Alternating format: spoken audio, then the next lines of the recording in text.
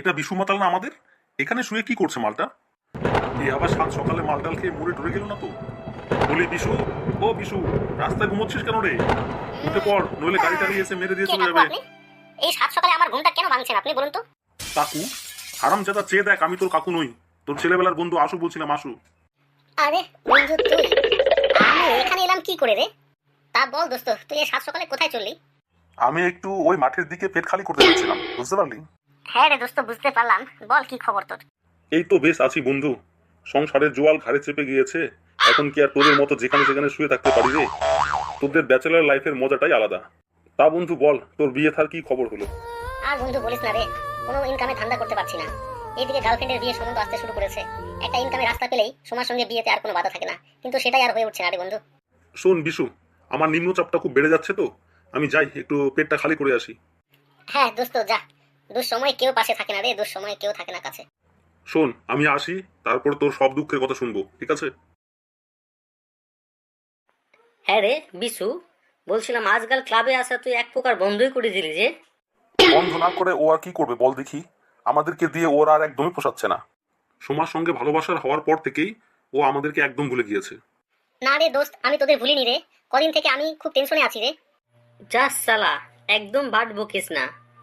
সোমাকে নিয়ে বিন্দাস ঘুরে বেরিয়ে লাইফ এনজয় করছিস, আর আমাদের যত সব দুঃখের গল্প শোনাতে এসেছিস। তুই বললেই আমরা ওসব বিশ্বাস করব? শোন ভাই, তুই একা একা পার্টি করে রাস্তাঘাটে রাত কাটাস, আজকে আমাদের পার্টি দিতে হবে, কোনো কথা আমরা শুনবো না। পার্টি দিতে তো আমি রাজি আছি বন্ধু, কিন্তু তোরা আমাকে একটা ভালো পরামর্শ দিবি তো? অবশ্যই বন্ধু, তোর জন্য যদি এটুকু করতে না পারি তাহলে আমরা কিসের বন্ধু বল? ঠিক আছে দোস্ত, চল আজকে গ্র্যান্ড পার্টি হবে। দোস্ত, তোরা জানিস তো আমার মোটা ইনকামের তেমন কোনো রাস্তা নেই। আর এইদিকে সোমাকে দেখতে ভালো ভালো সব বিয়ে সম্বন্ধ আসছে, কিন্তু আমি সোমাকে হাতছাড়া করতে চাই না দোস্ত। তোরা প্লিজ আমাকে একটা পরামর্শ দে। আরে বিশু, তুই যদি সোমাকে এতই ভালোবাসিস তাহলে ওকে নিয়ে পালিয়ে জানা, তাহলে তো সব সমাধান হয়ে যায়। কিন্তু দোস্ত, সোমা যে এইভাবে আমার সঙ্গে পালিয়ে আসবে না। ও সবসময় আমাকে বলে আমি পালিয়ে গিয়ে পরিবারের মান সম্মান নষ্ট করতে পারবো না। ও বারবার আমাকে বলে তুমি কিছু একটা ভালো কাজ করো, তারপর আমাকে বিয়ে করো। আমার মনে হয় বিশু, তুই তো ভালো ড্রাইভিং করতে জানিস। শুনলাম আমাদের নদীরাম কাকু তার পুরনো স্কুল ভ্যানটা বিক্রি করে দেবে।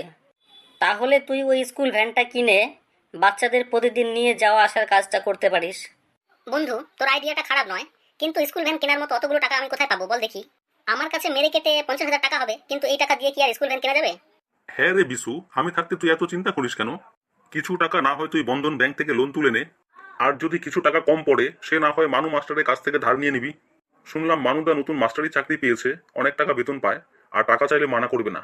থ্যাংক ইউ দোস্ত, আইডিয়াটা তুই খারাপ দিসনি। আমি কালকেই মানু মাস্টারের কাছে গিয়ে দেখি কত টাকা জোগাড় করতে পারি।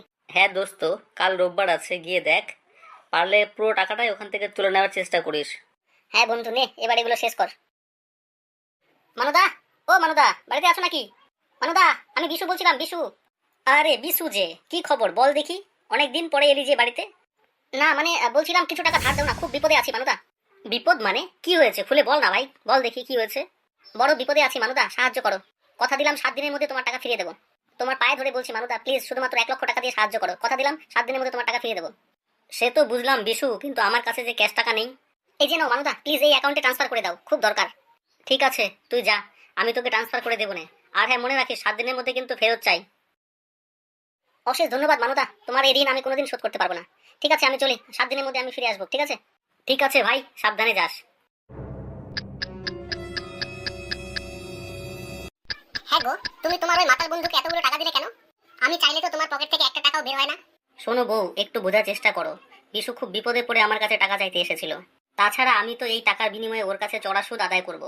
হ্যাঁ, চোরা সুদ, আসল পেলেই বিশ্বাস। যাও গিয়ে দেখো যে তোমার টাকা দিয়ে সে কি করছে।